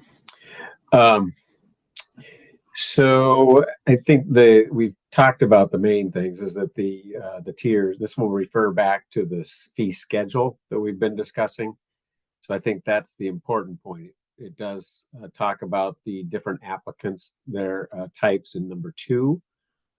And it all, I guess I should start with there. Section 1, it talks about the base fee and then any additional tiers that will be added to that. Excuse me. Gosh. You want me to talk? I'm happy to. You poor thing. It might be more interesting. Just let me know. Okay. I'll do that and spare Russ's voice, but please, if I miss something, let me know. So 1 does talk about the fee. So the base application fee, we will require at the time of submission. And then, as I described earlier, additional fees for the tiers would be due before the department issues an authorization. We can administratively close an application if the fees aren't paid within 120 days of tier identification, just so that we're not keeping it open forever. And then we do accept emergency authorizations. Those would need to be submitted to the department within 45 calendar days of receiving the authorization, just because, as Russ described, typically we're just trying to act very quickly. Sometimes it's a verbal authorization, or we're sending it to them without an application. So we need some allowance there for those fees to be paid a little bit later. We note that the general authorization fees and fees for the notifications for voluntary habitat restoration, there's some of those that we talked about last time. Those are going to be found in Division 89, which we went over at the last meeting. We just wanted to put that in here so that there wasn't confusion that these fees in here apply to those types of authorizations. So number 2 is the fee by applicant type, which we went over. You can see the full language there. Applicant type 1 is either is or represents a single household owner, and the project is exclusively for a purpose that is non-income producing and nonprofit, or the project proponent is or represents a group or body organized for the purpose of habitat improvement, and the project is exclusively for a purpose that is non-income producing and nonprofit habitat improvement. And the applicant type 2 is all others that don't meet those 2 criteria. Number 3 is, as Danielle described, lots of X's for now until we have the final cost recovery model selected. We'll include that for the effective July 1st, 2025 for the base fee for the different applicant types, and then do a 5% increase for the successive years. And then under 4, we will, during the review of an application or a permit modification, determine which permit tier the project falls within, and then tell the applicant that, and it refers to that project tier PDF that we went over before the break. Similar story for the permit tier fees. We'll fill those in and then do a 5% increase over the years, the 5 years that are listed, once we have the cost recovery model identified. You will see that for each of the tiers for each year. And then for 6, talks about that hourly, the ability to charge an hourly staff rate and notify the applicant of the initial cost estimate and seek approval prior to initiating work. So if we're tracking one of those larger projects, we will let the applicant know that we are approaching that amount in what we've incurred, and get their approval for starting to charge the hourly rate to continue the review. Permit renewal fees. So individual permits and general permits that are renewed or valid for up to 5 years. We assess an annual fee for each year that the permit is in effect. It's due 45 days prior to the anniversary date of the issuance of the permit. And we let applicants know that, our great support staff. And we can assess the fee at the discretion of the landowner for multiple year permits or renewals as a one-time fee for up to 5 years if they don't want to do the annual. And continue down to 8. This is for fees for modifying a permit condition or transferring a permit that's been issued, and fees for that. Same model as described above. We will, if an application is modified, we will just make sure that it still fits into the correct tier. Sometimes people are asking for increases in the amount of impacts that they're going to do, just because when they got on the site, you know, things change from what was proposed. So they just do a modification request with us. So we will reevaluate and assess any additional fees at that time, and have that due before we issue that permit modification or transfer the permit. We touched on in the other fees on that PDF, the in-water work window variance. So if there is a request to vary from the ODFW published dates and window, then we'll assess that $100 fee. Which it's the same for all the cost recovery models, so that would increase over the years as well.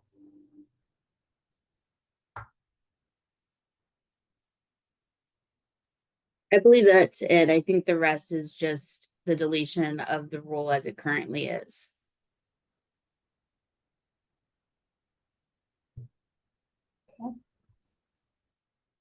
Okay, thanks for going over that, Dana. And I hope Russ is able to recover back there. All right, I'll check in with the group. Any clarifying questions or comments, input on the rules here?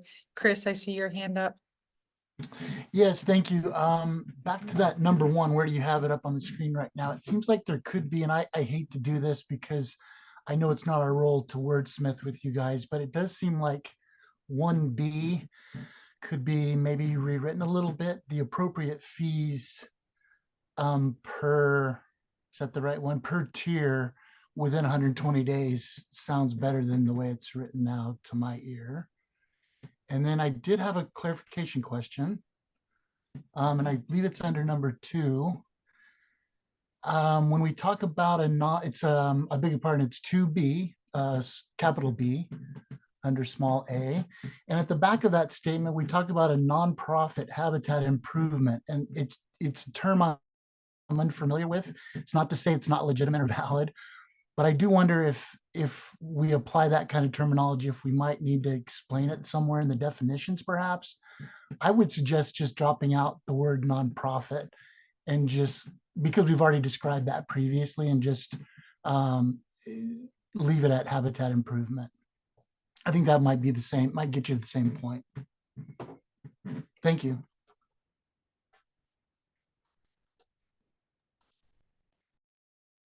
Yeah, thanks. And maybe, Chris, can you say a little bit more about why the nonprofit term is a concern there?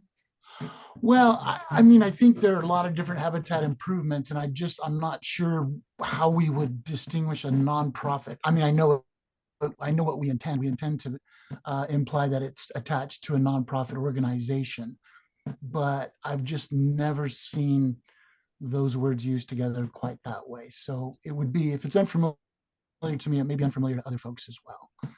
I think maybe what's more important is to make sure that that nonprofit element or qualification, let's say, is adequately described previously under B or A even. Dana, I'll let you handle that one as whether or not we need to add it to the definitions or delete the word nonprofit. Yeah, I would prefer not to add it to the definitions, just to be clear. Yeah, and maybe DSL, did you have anything else to reflect on with that comment before we go to Peggy? So Chris, you're just focusing just on the nonprofit part of that.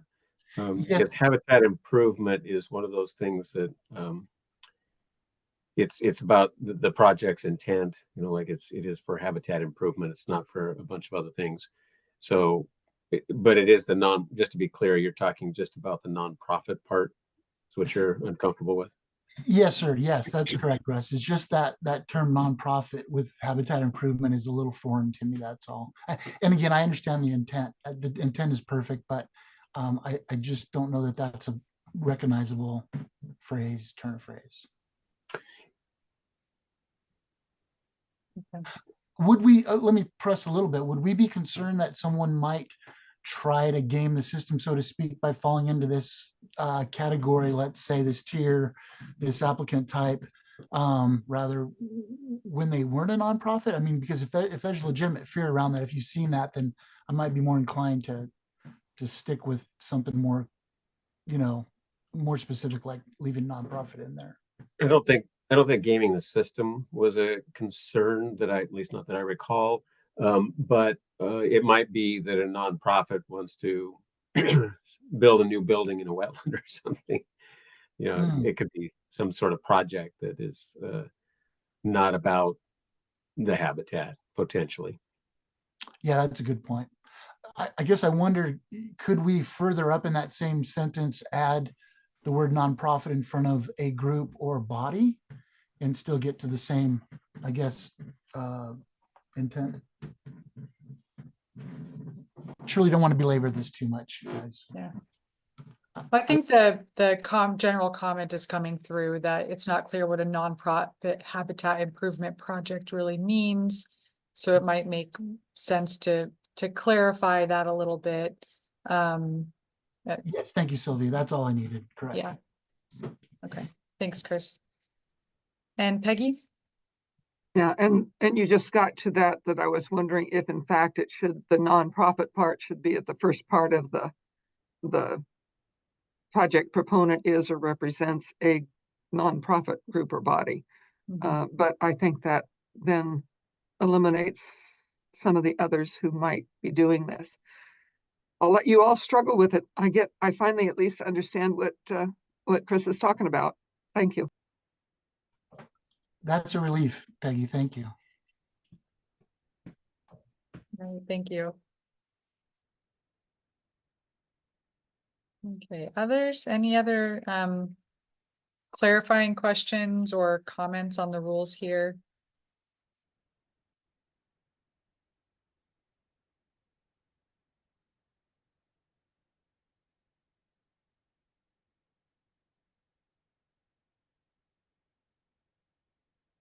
Okay, and Yeah, go ahead, Chris. Yeah, I'm really sorry, but just on the emergency authorization real quick, this is probably for Russ or one of the DSL staff.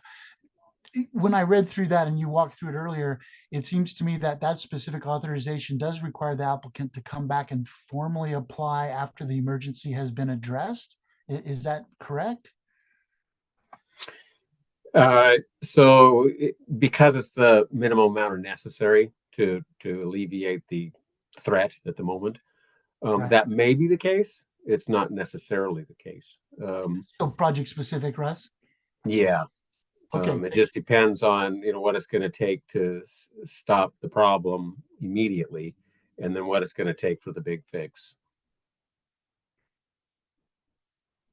And those might be different things, they might not. I see. So the big fix, yeah, it could be the more what they really ideally need to do at the site, and that would require the permit. Whereas the emergency action may be something they weren't really planning for. It's just something they had to take ad hoc, and therefore there's no sort of permit or authorization, pre-authorization for that. Right. Great, thanks for clarifying. Any other comments to make these rules better or kind of questions about anything here?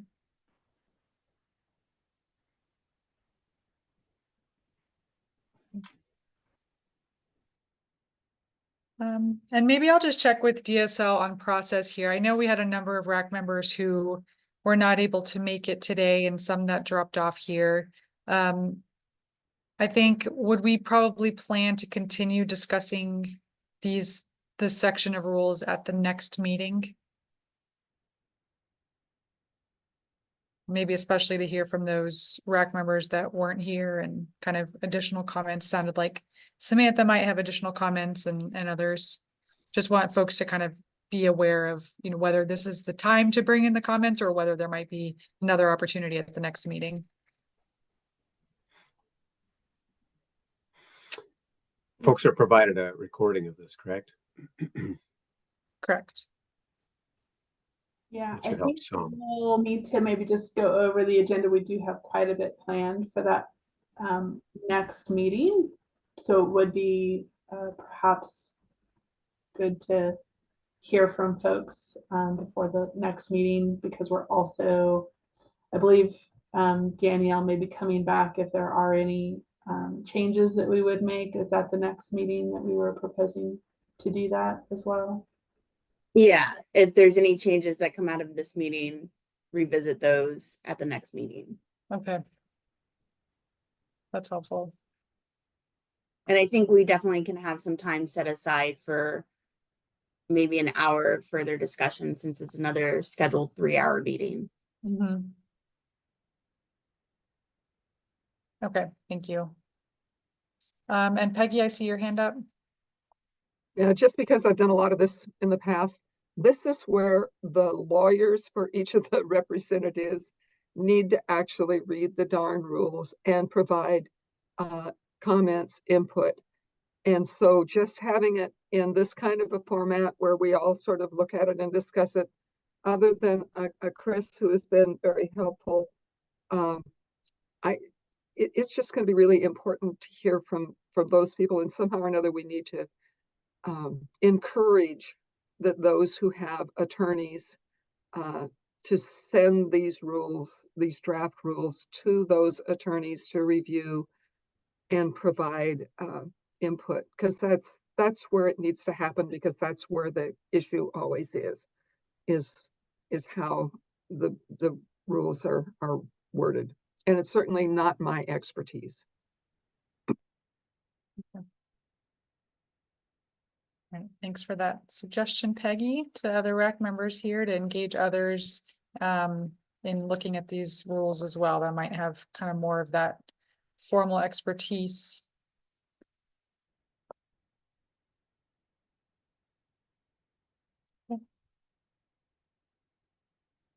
Well, I don't want to sit in too much silence to allow others to speak, but I'll just maybe give another minute if folks have other thoughts here.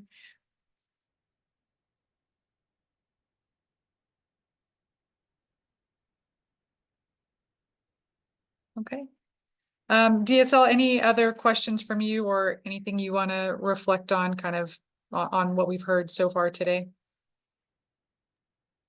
Do we want to look at the other two rules or save those for next meeting? Is this the one on general permits? Yes.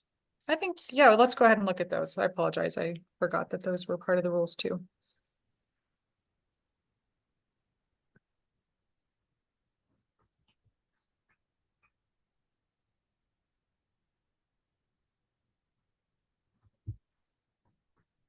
Well, this one's nice and easy.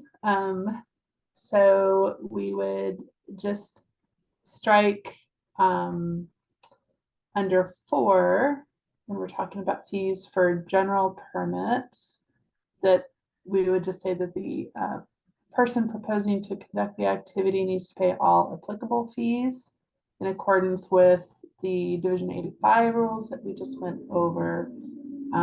So it basically points back to that section of rule for GPs to follow as well.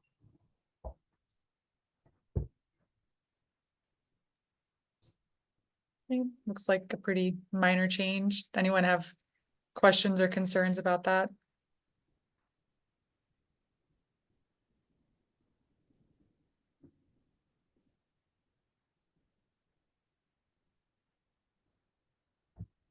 All right, and is there one more section then to go through?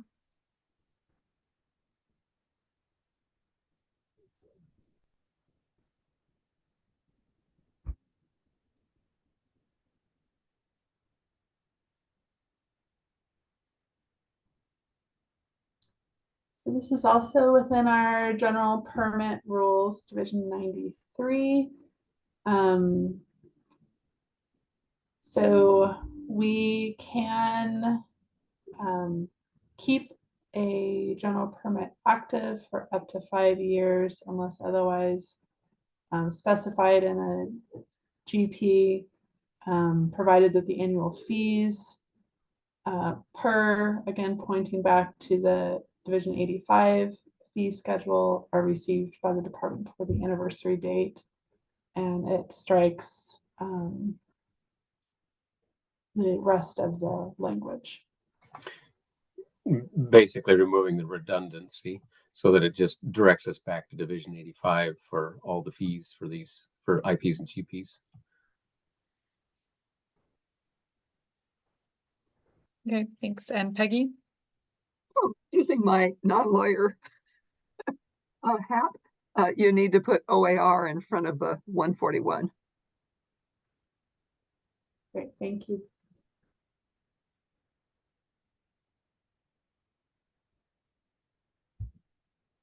And Chris? Yeah, just real quick, thanks.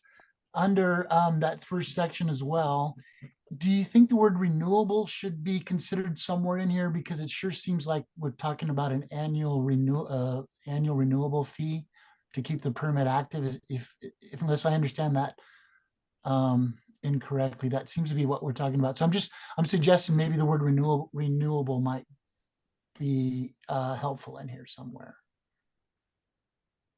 Rather than kept active? Well, yeah, you may have to toy with this a little bit, but Daniel made a live change there, maybe that. Yeah. yes, there you go. I think that reads a little bit better, perhaps. I think that's where the intention is. The annual fee is the annual renewal fee. Right, right. Thank you. Okay, thanks for that change.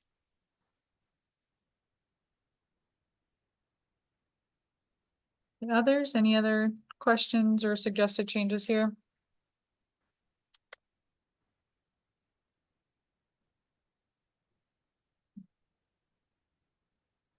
All right.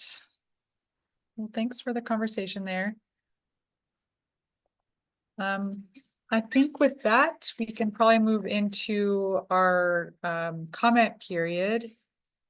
Unless there was anything else DSL to show or go through. I think we went through all of it. Okay, so I know we have a few members, interested parties here today, so want to give an opportunity for you all to make a comment for 2 to 3 minutes if you have one. So I'll just see if anyone would like to make a comment, just go ahead and raise your hand in the platform.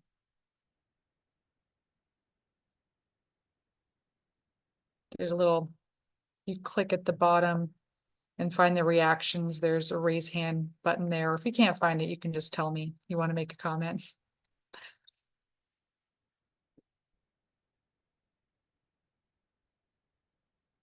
Okay, well, I don't see anyone. But thanks all for joining and listening in today. I think we'll move to the next slide then and go over next steps. So Danielle, I'll turn it back to you. Okay, so after this meeting, we'll send out these slight revisions to the draft rule language. We didn't have any proposed revisions to the fee tiers, but we may send out just the revision to correct that 50% to 60% and the 70% to 73%, just so that it's clear for everyone what the cost recovery percentage models are.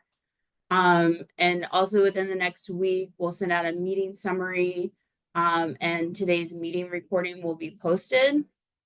And prior to the next meeting, an agenda, fiscal impact statement, racial equity statement, and housing statement will be sent to the RAC. And those are the 3 things that we do want to talk about in the next meeting, in addition to any other discussion about the rule language and the recommendation for the cost recovery models.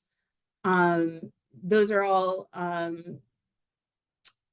parts of the rulemaking notice that we are required by law to have when we put that out for public comment. And when we initially invited everybody, we sent out the meeting dates with the caveat there could be 2 potential meetings for November and December. And depending on next month's discussion, we may need to roll into a November meeting just so that we can cover everything we need to cover and come to a recommendation for all things. So what I'm going to do either later today or tomorrow is send out calendar appointments for the potential November and December meetings. So that way it's on everybody's calendar. I just wanted to give you a heads up. So that way you weren't caught off guard. Although the folks who aren't attending might be caught off guard. So I'll be sending those out. And then as always, all of our meeting materials, everything that we've gone over today, the meeting recording, all of that will be posted on our rulemaking website. And that information stays up. I don't take it down. It's part of the public record. So we put it out there for y'all and the public. And that's it for me.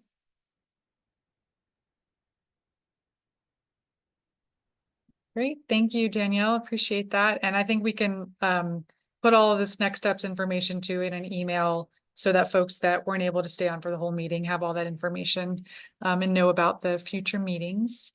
So be looking for that. And I think with that, anything else from other DSL staff as we close here? Okay, well, thank you all for your participation and look forward to seeing you at the next meeting on October 9th.